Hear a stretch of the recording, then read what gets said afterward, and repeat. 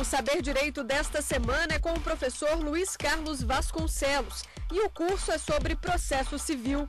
Tem dúvida sobre o assunto? Mande um e-mail para nós, saberdireito@stf.jus.br. Você também pode estudar pela internet, acessando www.tvjustiça.jus.br. Olá, mais uma vez, eu sou Luiz Carlos Vasconcelos, sou professor de Direito Processual Civil, atuo lá na região sul da Bahia, especificamente em Ilhéus e Itabuna, e dando continuidade à nossa aula, nós estamos já no nosso quarto encontro. Já falamos em momento anterior, claro, estamos tratando aqui de processo civil, e em momento anterior nós falamos sobre o acesso à justiça e a tutela efetiva dos direitos. Já também esclarecemos aqui a função dos princípios constitucionais processuais na aplicabilidade no processo, no caso concreto. Também na nossa terceira aula trabalhamos a sentença e suas especificidades, conceituamos sentença, dizemos as espécies de sentença, tudo sobre sentença, exatamente para que na nossa aula de hoje, na nossa quarta aula, que vai tratar em continuidade ao tema do curso, que é tutela jurisdicional dos direitos. Na nossa quarta aula de hoje, nós vamos falar sobre sentença, mas agora a sentença sem resolução do mérito. Então, falando em sentença, nós, primeiramente, vamos fazer um pequeno apanhado das aulas anteriores. O que seria esse pronunciamento jurisdicional chamado sentença? O artigo 162, parágrafo 1º do CPC, preceitua que sentença é o ato do juiz que implica em alguma das situações previstas nos artigos 267 e 269 do CPC.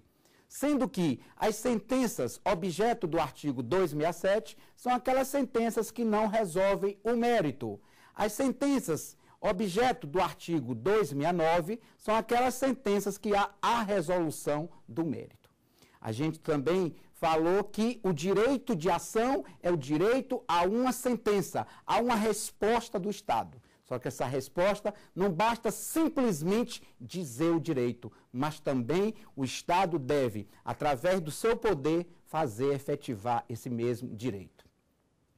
Com isso, a gente já pode trazer aqui à tona aquilo que se vem falando muito sobre processo sincrético. O que seria o processo sincrético? Meus amigos, o processo sincrético, ele veio à tona a partir da Lei 11.232 de 2005. Então, o conceito de sentença antes de 2005, por meio dessa lei, era uma coisa, depois dessa lei passou a ser outra situação. Antes dizia que sentença era o ato do juiz que põe termo ao processo, com ou sem resolução do mérito.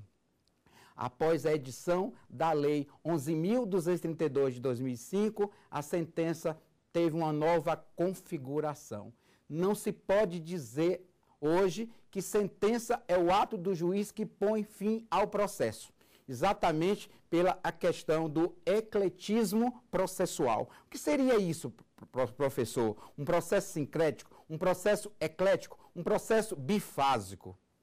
Senhores, processo antes da edição da Lei 11.232 de 2005, o cidadão, ele buscava atuação jurisdicional, o Estado, por meio de uma sentença, ele definia aquele litígio, ele dizia que determinada parte tinha o direito, e aí, depois que essa sentença transitava em julgado, esse processo ele era arquivado e se a parte condenada não voluntariamente, de forma voluntária, de forma espontânea, não cumprisse o que foi determinado na sentença, teria que de novo bater as portas do Poder Judiciário, agora com um novo processo, com uma nova ação. Olha a perda de tempo que era antes. tinha-se um processo de conhecimento, onde se tinha uma crise jurídica, o cidadão obtinha a resposta do Estado, por meio de uma sentença, essa sentença transitava em julgado e ali no mesmo processo não poderia satisfazer, realizar esse direito. Teria que dar entrada numa nova ação. Após a edição da Lei 11.232 de 2005, tudo foi diferente. Hoje existe um processo só. Esse processo, ele é sincrético. Ele tem duas fases. A fase cognitiva, que vai até a sentença, até o trânsito em julgado da sentença, ou seja, até a formação do título executivo judicial, e a partir daí, se a parte condenada não cumpra de forma voluntária aquilo que foi determinado pelo magistrado na sentença, aí mesmo, na mesma relação jurídica processual, no mesmo processo, basta uma simples petição pedindo o cumprimento dessa sentença. Vê-se, então, que não há necessidade de uma nova ação. Então, com isso, nós já podemos verificar que sentença, sim, é uma das situações prevista no artigo 267 e 269, pode sim pôr fim ao processo, como pode simplesmente pôr fim a uma fase, a fase cognitiva, a sentença condenatória. E aí, não satisfeito o direito de forma voluntária, parte-se para a segunda fase, que é a fase executiva, também chamada de fase de cumprimento de sentença. E aí, nós podemos verificar isso a partir do artigo 475J, que fala lá sobre cumprimento de sentença, especificamente as sentenças de obrigação de pagar, né? Porque as obrigações de fazer, não fazer, o cumprimento da sentença se faz pelo artigo 461. E as sentenças que determinam uma prestação, uma obrigação de entregar coisa certa ou incerta, aí o operador do jurídico vai fazer essa realização do direito, vai buscar isso no mesmo processo por meio do artigo 461A. Por que tratar de sentença e fazer essa separação, sentença de mérito e sentença sem resolver o mérito? Então, nós já, quando classificamos sentença em um momento anterior, nós dizemos que as sentenças podem ser terminativas e definitivas. Terminativas porque terminam aquela relação jurídica processual, mas o juiz não enfrenta o mérito, não define o litígio, não diz a quem pertence o direito, não certifica o direito. A prestação jurisdicional completa é aquela onde o juiz resolve o problema, onde as partes, levando o seu litígio, o seu conflito para o juiz resolver, ele no final diz, você tem razão, você não tem razão. Essa é a sentença esperada, a sentença onde o juiz define a quem pertence o direito. Então é importante saber qual o tipo de sentença que será dada. Terminativa, aquelas que configura uma das situações do artigo 267, ou a sentença definitiva, aquela que configura as situações do artigo 269. Então, falar em mérito, nós vamos chamar neste momento a nossa primeira pergunta. O magistrado tem o dever de examinar o mérito de uma causa? Muito boa a pergunta e bem apropriada para o momento. O magistrado tem o dever de examinar o mérito da causa? Claro que sim. Se o direito de ação é o direito a uma resposta do Estado, essa resposta, com certeza, só se dará na sua excelência se for uma resposta definitiva, porque senão, o que é que vai resultar? As partes procuram o Estado para resolver o seu conflito, mas por impedimento de alguma causa, de algum óbice processual, principalmente quando se trata de pressupostos processuais ou condições da ação, infelizmente o Estado não tem como chegar ao mérito, fazer toda a cognição judicial, a análise por completo, mais exauriente do processo, se estiver faltando algum pressuposto ou se estiver faltando alguma condição da ação. Então, o mérito é essencial, sim.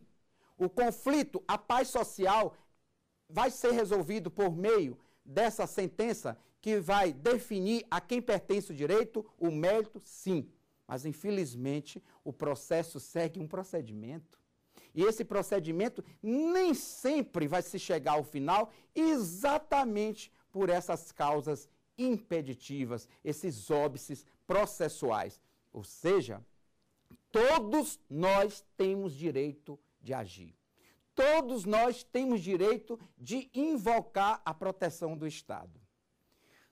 Mas esse exercício do direito de ação, que se faz na prática com a ação concretamente exercida, não é feita de qualquer forma. Para se exercer legitimamente o direito de ação, para se buscar o amparo jurisdicional por meio de um processo, tem que estar presente as condições de admissibilidade. Aqui resumidas, mais uma vez falando, porque nós vamos tratar disso daqui a pouco. É os pressupostos processuais e as condições da ação.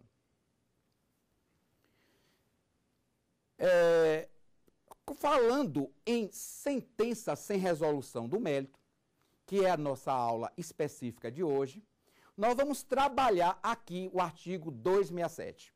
Pessoal, artigo 267 do Código de Processo Civil tem ali algumas situações onde o juiz vai ter que, na condução e análise de um processo, verificar se estão presentes aquelas condições. Caso contrário, ele encerrará aquela relação jurídica sem resolver o mérito.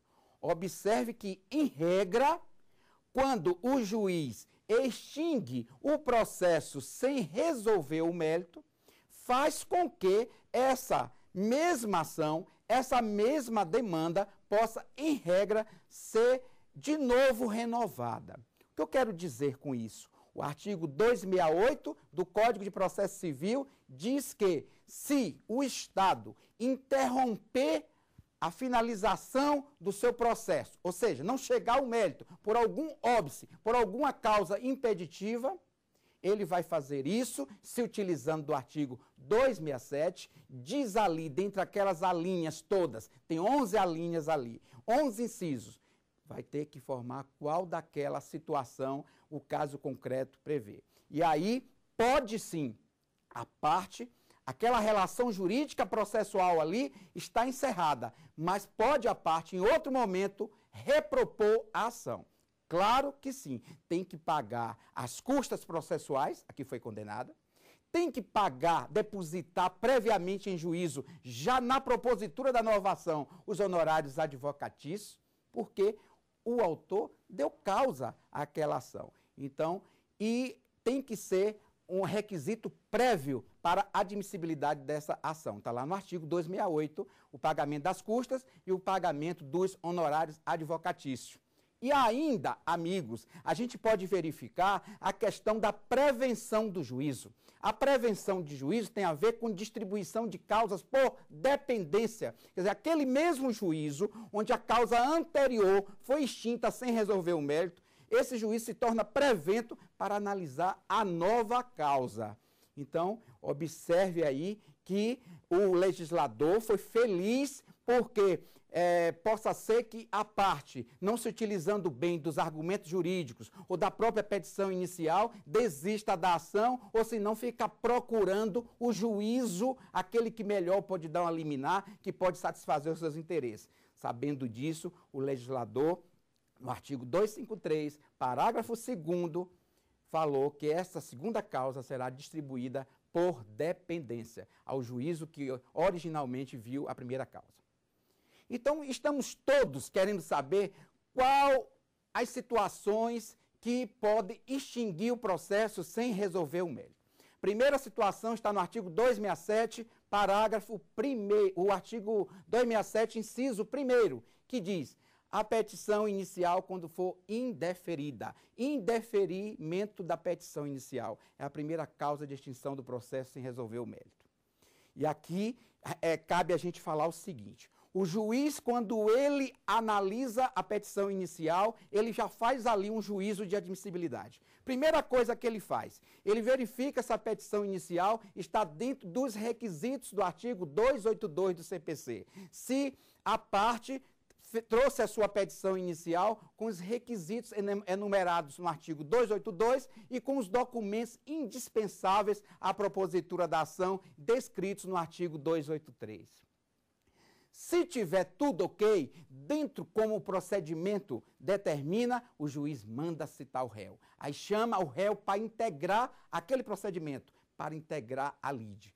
Caso contrário, se não estiver presente os requisitos previstos na petição inicial, o juiz manda a parte, por meio de um despacho, determina que faça a emenda da petição inicial. E essa emenda da petição inicial dá um prazo de 10 dias para que o advogado possa sanar aquela falha.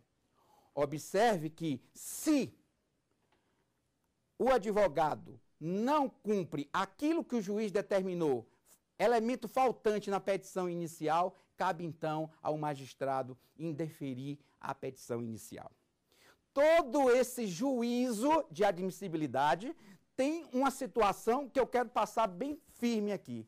Quando se trata de indeferimento de petição inicial, eu estou querendo dizer que o réu ainda sequer faz parte daquela relação jurídica processual. Então, o processo tem lá o autor, tem o réu, mas não réu como parte processual. Ele só passa a ser parte processual após a sua citação. E quando se trata de indeferimento de petição inicial, esse termo tem que deixar bem claro que o réu sequer foi citado.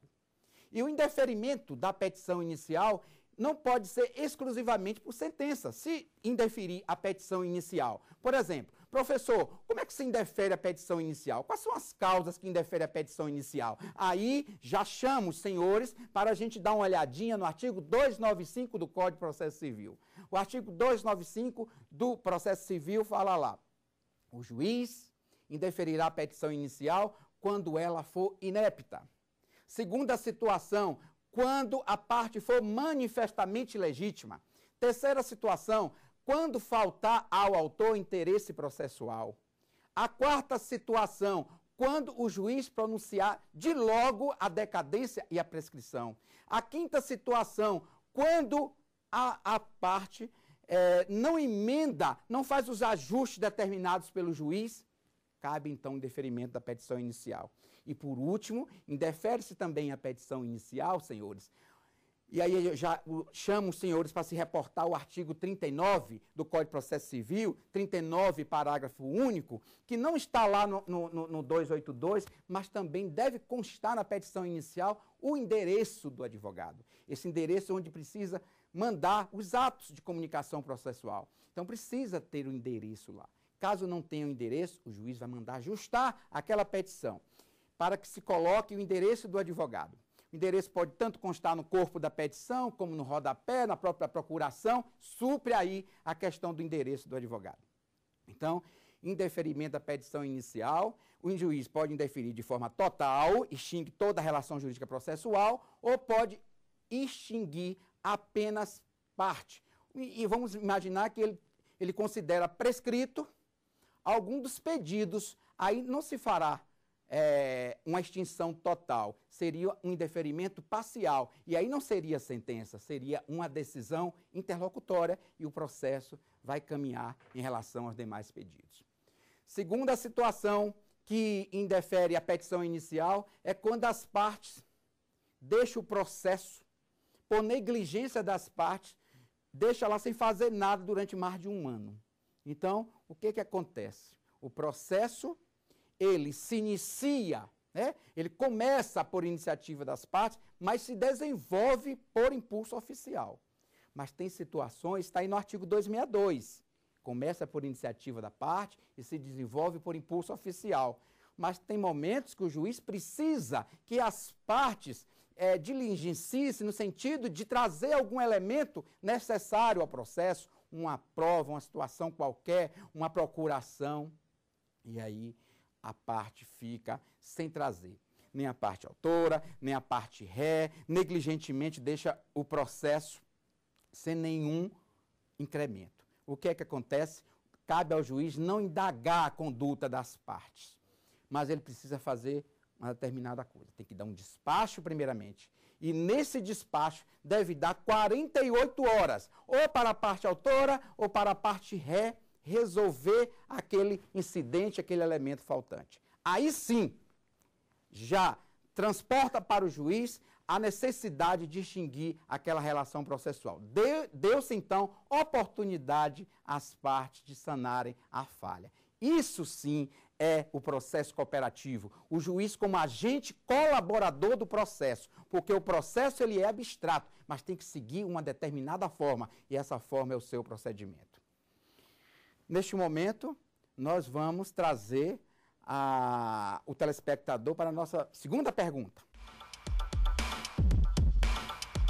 Eu gostaria de saber qual a diferença entre coisa julgada formal, coisa julgada material e preclusão. Muito bem, boa pergunta, momento próprio. Professor, o que acontece se o processo, ele falta algum elemento, alguma situação, isso aí vai influenciar na diferença da coisa julgada formal, na coisa julgada material, na preclusão? Olha, importante saber, o processo, ele tem um tempo para tudo. O processo segue um procedimento, e aí é importante definir. Quando o artigo 297 do Código de Processo Civil fala que a defesa tem um prazo de 15 dias, ou o artigo 508 do Código de Processo Civil fala que quando um eventual recurso, um recurso de apelação, por exemplo, tem um prazo de 15 dias, se a parte, dentro daquele prazo que é determinado pela lei, ou dentro de um prazo determinado pelo juiz, que é um prazo judicial, né? O prazo determinado pela lei é chamado prazo legal, o prazo determinado pelo juiz é chamado prazo judicial. Se eu tenho 15 dias para apresentar uma defesa, se eu tenho 15 dias para apresentar um recurso, e não teve motivo de força maior para poder suspender esse prazo, o que acontece? Aquele prazo vai ocorrer o que se chama de preclusão, uma preclusão temporal. Então, o que é preclusão, professor? É a perda da faculdade de agir em juízo. Se eu tenho um prazo para recorrer, um prazo para me defender, e não faço isso dentro do prazo estabelecido pela lei, ocorreu ali que eu não tenho mais como falar. A preclusão temporal. Diferente também, aqui é bom falar, da preclusão, também classificada em preclusão consumativa, e que fala que se a parte tem um prazo de 15 dias, por exemplo, para apresentar a defesa, e no 8º dia ele já apresentou a sua contestação, fica parecendo que ele teria ainda um prazo de 7 dias para apresentar algum aditamento à sua contestação. Isso não ocorre na prática. Ocorreu a preclusão consumativa. O ato já se consumou, o ato da defesa já se consumou. Então, no 8º dia, ele decidiu fazer a sua defesa ali ocorreu a preclusão consumativa, não terá oportunidade de fazer uma outra defesa, a não ser naquelas matérias que podem ser arguídas e vistas pelo juiz de ofício. Então tem a preclusão também lógica, por exemplo, o cidadão, ele perde na causa, condenado a uma obrigação de pagar, por exemplo, R$2.000 de dano moral. Dentro do prazo de 15 dias, ele ajuiza um recurso, dentro da mesma, é claro, relação jurídica processual, e depois resolve fazer de forma voluntária o seu pagamento daquilo a que foi condenado. Olha, o recurso, meus amigos, pessoal, o recurso perdeu o objeto, porque o ato posterior, né, de recorrer, se antes a pessoa já pagou, é ilógico, não há uma concatenação lógica disso aí. Então, ocorre o que se chama de preclusão lógica. Mas também, professor, qual a diferença de preclusão para coisa julgada formal e coisa julgada material? Ou seja, coisa julgada material tem a ver com a sentença definitiva, a sentença onde o juiz definiu o mérito. Coisa julgada formal tem a ver com as sentenças determinativas. As sentenças que nós estamos falando hoje, agora, as sentenças que não resolvem o mérito. Então, as sentenças que não resolvem o mérito, elas ficam, em regra, acobertadas pelas coisas julgadas formal. Acabou-se ali aquela relação jurídica processual, mas pode, em outro momento, a parte ajuizar uma nova ação.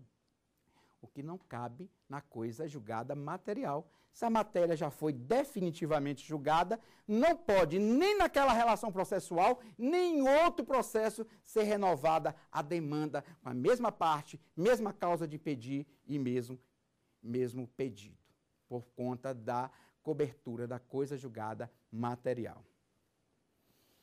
Vamos passar agora para o terceiro exemplo que o Código, no artigo 267, fala da extinção do processo sem resolução do mérito. É quando o autor, por não promover os atos que lhe cabem no processo, não promove esses atos no prazo de mais de 30 dias, ou seja, abandona o processo por mais de 30 dias. Olha, o próprio autor que tem interesse na resolução do conflito, ele que buscou o aparato jurisdicional, ele mesmo dá causa ao processo de extinção sem resolver o mérito, abandonando. Mas aí tem que chamar a atenção dos senhores para uma situação. O artigo 267, parágrafo 1º do CPC, fala lá que, numa situação dessa, onde o autor abandona o processo por mais de 30 dias, é necessário que o juiz intime o autor pessoalmente. O que é intimar o autor pessoalmente? Porque muitas vezes, meus amigos, a diligência não é cumprida, não por culpa do autor. Muitas vezes a diligência não é cumprida, mas por culpa do próprio advogado. O advogado também atrapalha o patrocínio da causa do seu cliente, porque antes essa diligência foi determinada por um despacho, e esse despacho houve a sua intimação por um diário oficial, e o advogado foi intimado desse despacho e não cumpriu. Não sabe por que não cumpriu. Isso não é falado nos autos no primeiro momento. Então, o que é que o juiz faz? O direito de ação é um direito previsto constitucionalmente. Então, se sabe que, por abandono da causa, o autor, se for extinto, vai ter que dar entrada numa nova ação, pelo princípio da economia processual, o legislador previu lá no artigo 267, parágrafo 1º, cabe ao juiz intimar pessoalmente. Aí pode ser ou por oficial de justiça, ou pode ser intimado na própria secretaria lá da justiça. E se o autor não tem como achá-lo, né, pelo correio ou por oficial de justiça, faz também intimação por edital. Aí também, ainda não se extingue, não determina automaticamente ao juiz extinguir o processo sem resolver o mérito, mesmo depois da intimação do autor. É necessário ainda intimar o réu. Então, o juiz vai dar um despacho, intimando o réu, para requerer o que entender de direito, pois o autor abandonou a causa por mais de 30 dias. Aí, cabe ao réu, nesse momento, e aí eu trago aqui a súmula 240 do STJ, que diz que, nos casos do artigo 267, inciso 3º, no caso de abandono da causa pelo autor, é necessário, sim, que o juiz intime o réu, e o réu deve requerer, por meio de uma petição ali, né, claro, por meio do seu advogado, a extinção do processo sem resolver o mérito. Por que o réu deve requerer? Porque muitas vezes o réu tem interesse em que a causa continue, que vá adiante. Porque essa questão de abandonar a causa pelo autor pode ser uma tática da defesa do patrocínio da causa pelo advogado do autor, porque simplesmente deixa o processo sem nenhuma diligência, tem essa coisa de abandonar e de fazer com que o processo seja extinto, mas também tem que cuidar, porque essa demanda não pode continuar, se eternizar, depende, sim, do requerimento do réu, e a súmula 240, o enunciado da súmula 240 da STJ foi muito feliz nesse sentido. Amigos, outra situação que extingue o processo sem exame do mérito é a questão de falta de pressupostos processuais. Olha, falta de pressupostos processuais, nós estamos aqui se referindo a matérias relacionadas ao processo. Pressupostos processuais, eu posso dividir pressupostos processuais em pressupostos processuais de existência do processo e pressupostos processuais de validade e regularidade do processo. Eu sou da opinião que existe sim os pressupostos que vão fazer existir o processo, mas não entendo que seja pressupostos de validade, e sim requisitos de validade, e não pressupostos, porque pressuposto é aquilo que vem antes, e o que vem antes faz existir o processo. Depois que o processo existe, estamos agora no campo da validade, no campo da regularidade processual. Então, pressupostos de existência, nós temos 3. Nós temos a existência de uma demanda, o juízo investido de jurisdição e a capacidade de ser parte. Esses são os 3. E nós não vamos falar neste momento de cada um, porque a nossa aula tem outros requisitos ainda a serem analisados. E temos também os requisitos de validade. Esses requisitos, tanto os pressupostos de existência como os requisitos de validade, o próprio réu, na sua defesa, na sua contestação, lá no artigo 301 do Código, ele pode, antes de enfrentar o mérito, ele pode arguir isso em preliminares. E o juiz também pode, pessoal, ver essas matérias de pressupostos processuais de ofício. Ele próprio pode ver isso de ofício, e isso está também na legislação. Então, quais são os pressupostos que eu considero requisitos de validade? Então, nós temos agora a capacidade processual, que é a pessoa pode sozinha agir em juízo, sem necessidade de assistência e representação. Temos também a capacidade postulatória, devemos ter uma pessoa habilitada, e o habilitado aí seria o advogado, que tem a capacidade técnica. Temos também a citação, que ela deve ser válida, e tem que se obedecer ao formalismo processual. E aí não podemos esquecer da questão do juiz, que deve ser imparcial. Um juiz que ele não é impedido e um juiz que não é suspeito de atuar no processo, porque aí nós estamos trabalhando o campo dos pressupostos processuais. Outra situação que extingue o processo sem exame do mérito está no artigo 267, inciso 5º, que fala lá que litispendência, coisa julgada e perempção faz com que esse segundo processo seja extinto. E aí, litispendência e coisa julgada está bem descrito, pessoal, lá no artigo 301, parágrafos 1º ao 3º. Então, litispendência e coisa julgada, elas têm em comum que elas reproduzem uma ação anteriormente já ajuizada. Ou seja, nós temos tanto na litispendência, tanto da coisa julgada, nós temos as mesmas partes, mesmo pedido e mesma causa de pedir. Forçando com isso que o juiz, o magistrado, analise a mesma causa. Então, o artigo 219 do Código de Processo Civil fala lá que a citação válida, ela induz litispendência. O que acontece com a litispendência? O segundo processo, ele é extinto sem resolver o mérito. Na litispendência, existem 2 processos caminhando. Pode ser da mesma vara, pode ser em varas diferentes. O segundo processo, em regra, ele será extinto.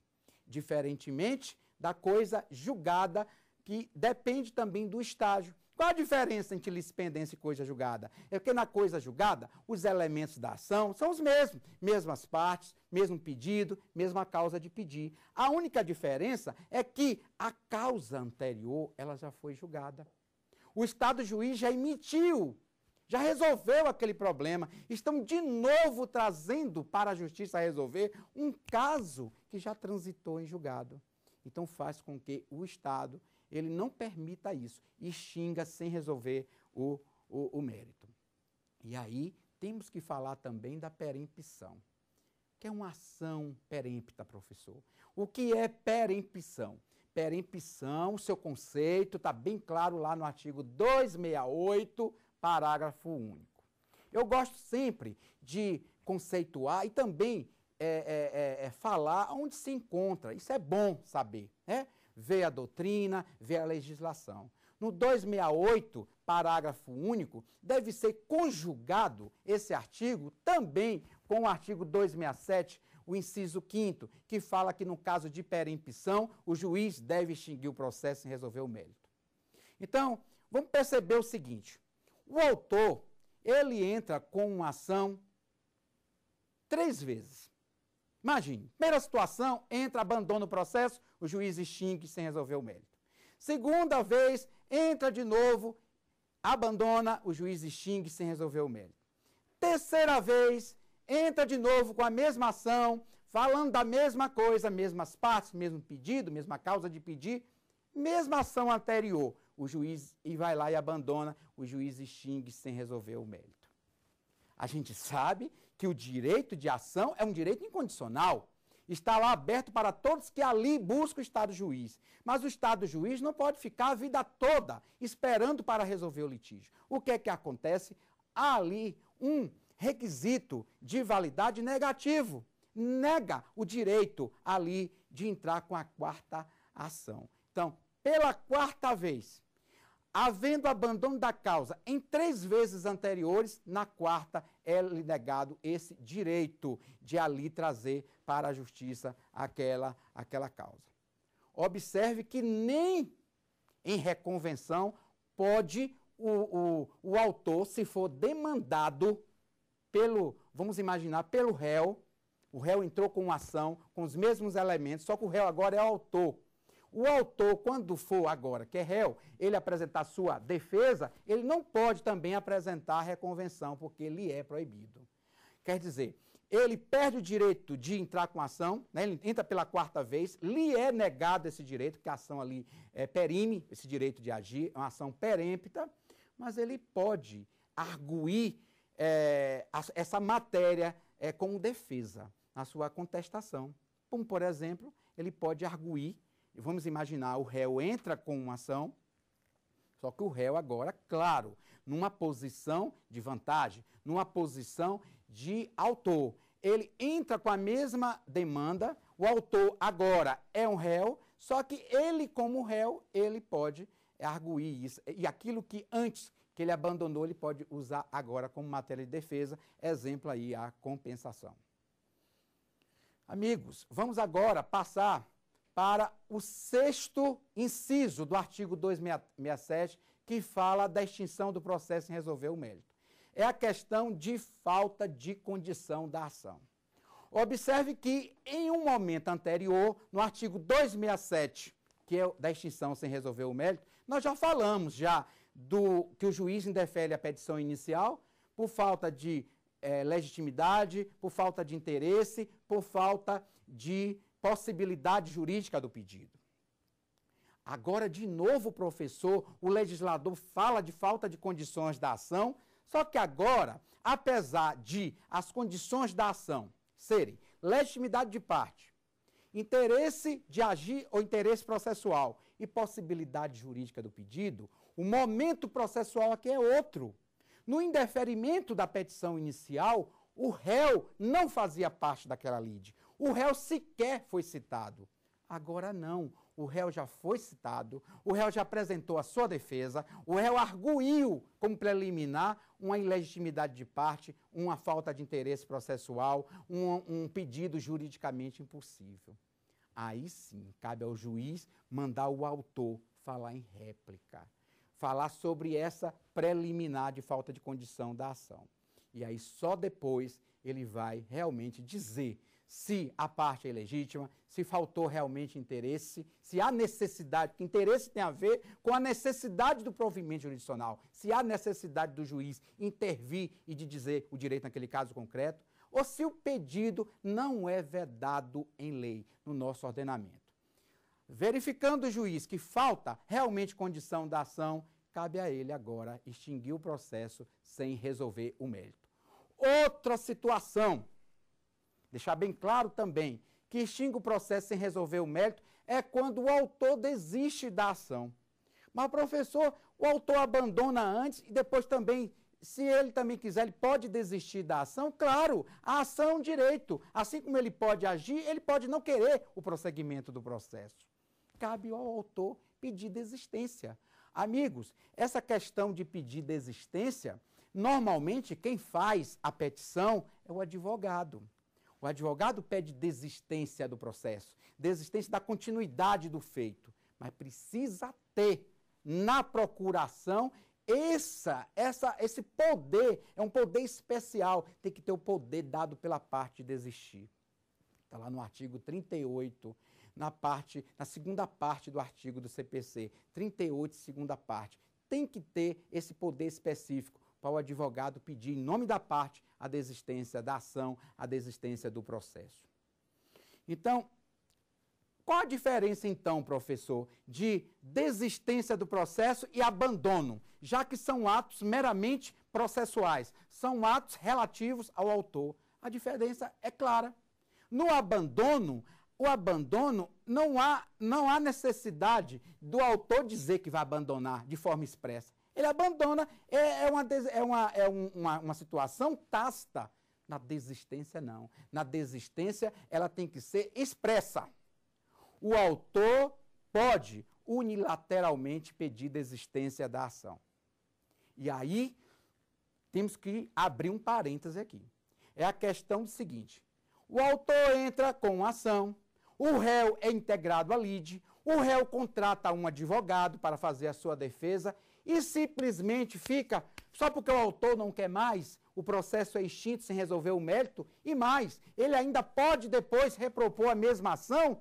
Como é que fica essas despesas feitas pelo réu, de alguma despesa processual, alguma custa, o que ele pagou para contratar um advogado para fazer a sua defesa? Aí onde está. A desistência da ação, se o réu já apresentou a sua defesa, o artigo 267, parágrafo 4º, é bem claro. Após decorrido o prazo de resposta, ou seja, após a apresentação de defesa pelo réu, tem que sim pedir anuência do réu na desistência. O juiz tem que dar um despacho pedindo que o réu se manifeste sobre a desistência da ação. O réu não pode simplesmente dizer que não quer, que quer continuar com o processo. O réu pode dizer, eu quero continuar com o processo, mas ele tem que dar um fundamento, senão cabe ao juiz realmente extinguir o processo sem resolver o mérito. Vamos agora para a situação do artigo 267, inciso 9º do Código de Processo Civil, que fala lá da Convenção de Arbitragem. Eu vou fazer aqui uma retificação, que a Convenção de Arbitragem não é o inciso 9º, é o inciso 7º. Mas isso não impede da gente continuar a nossa aula, porque convenção de arbitragem simplesmente é as partes, antes de levarem a sua ação para o âmbito, o crivo jurisdicional, as partes elegem em um contrato que a sua causa, se ocorrer qualquer problema na execução do contrato, quem irá resolver aquele litígio será um terceiro, que é chamado de árbitro. Então, o árbitro é uma terceira pessoa que não faz parte dos quadros do poder judiciário e que tem legalmente a atribuição de resolver aquele litígio.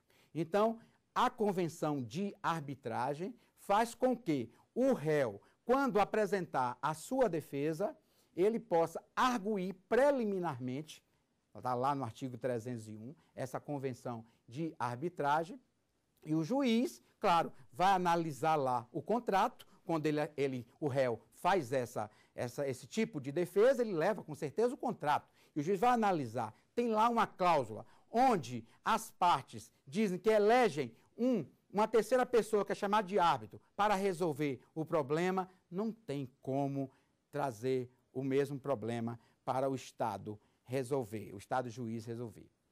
Vamos aqui, neste momento, verificar a nossa terceira pergunta do telespectador. Pode o tribunal, em reforma à sentença de extinção, sem resolução do mérito, julgar a lide quando esta encontrar-se em condições de imediato julgamento? Isso, boa pergunta. Pode o tribunal, quando o juiz de primeiro grau extingue o processo sem resolver o mérito, pode o tribunal, em grau de recurso, já ali julgar imediatamente o processo sem verificar aquela situação anterior? Amigos, a gente sabe que existe um princípio chamado duplo grau de jurisdição.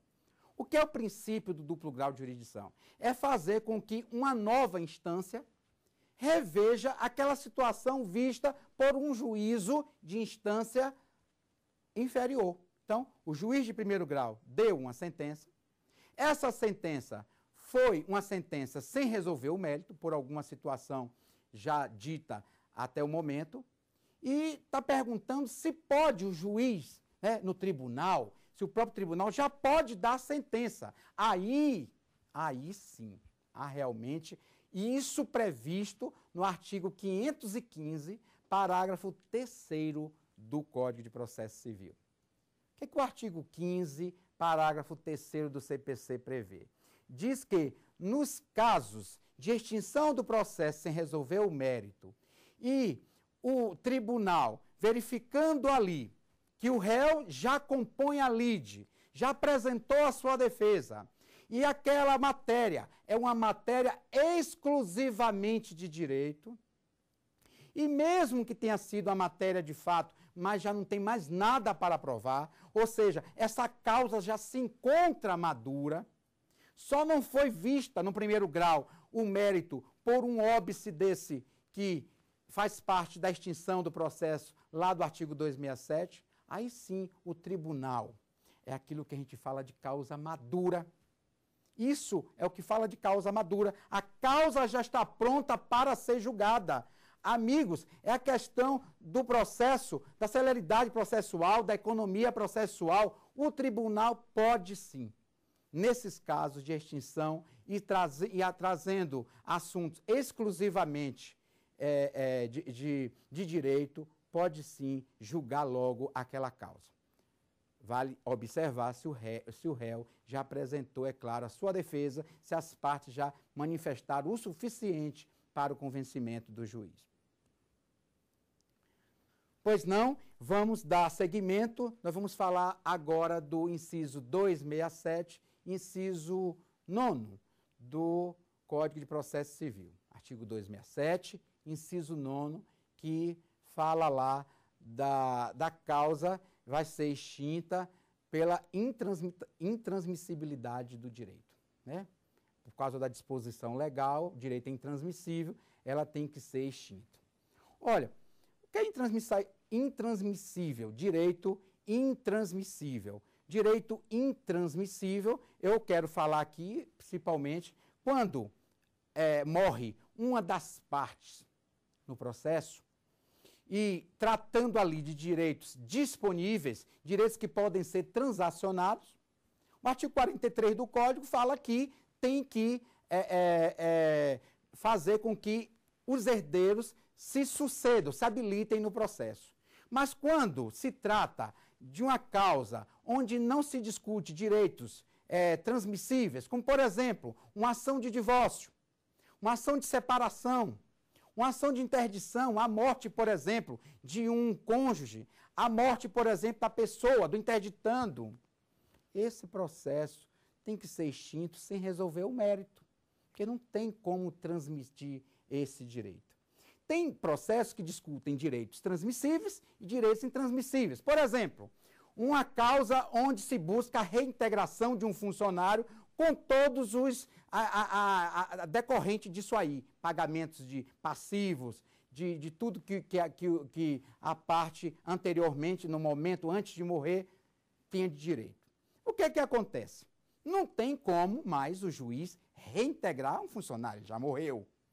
Então, a morte causa no processo isso aí. Essa parte, já que não pode reintegrar o funcionário porque ele já morreu, mas existe ainda discussão em torno de outros direitos decorrentes da relação de emprego, cabe então o prosseguimento do processo e discutir aí a sucessão, a habilitação dos herdeiros para que possa compor e trazer o processo ao rumo correto. Isso tudo aí, amigos, está dentro do que se chama saneamento do processo. Outra situação que extingue o processo sem resolver o mérito, artigo 269, inciso 10, quando há confusão entre autor e réu. Olha, no primeiro momento, quando a gente fala de confusão, está parecendo que o autor e réu estão brigando. Então, uma confusão não é isso. Eu quero dizer confusão quando se funde na mesma pessoa o autor e o réu. Olha que a relação jurídica é formada pelo polo ativo, pelo polo passivo. Em determinado momento do processo, se fundiram polo ativo e polo passivo, se fundiram em uma pessoa somente. Quer ver um exemplo? Uma ação onde se discute ali uma ação de despejo, locador e locatário, aluguel de um imóvel. Durante a locação, o pedido principal ali é o despejo. Durante o curso do processo, o que é que acontece? O locatário, que é o inquilino, ele compra o imóvel. O que é que acontece? Como é que vai tirá-lo do próprio imóvel? Se fundiu. Então, não existe aí um processo consigo mesmo, um processo com uma parte somente. Existem, sim, outros casos previstos, não só no artigo 267, mas casos legalmente, tanto no CPC como em outras leis esparsas que falam de extinção do processo em resolver o mérito. Amigos, na aula de hoje, nós vimos no primeiro momento sobre a questão das tutelas, né? O processo sincrético, que envolve a tutela cognitiva, nós falamos da tutela executiva e falamos também da diferença entre sentenças terminativas e sentenças terminativas e definitivas. Terminativas, artigo 267, que nós falamos aqui hoje. Depois, por último, falamos caso por caso de todas as situações previstas no artigo 267 que extingue o processo em resolver o mérito. Com isso, eu agradeço a atenção de todos e obrigado e até a próxima aula. Tem dúvida sobre o assunto? Mande um e-mail para nós, saberdireito@stf.jus.br. Você também pode estudar pela internet, acessando www.tvjustiça.jus.br.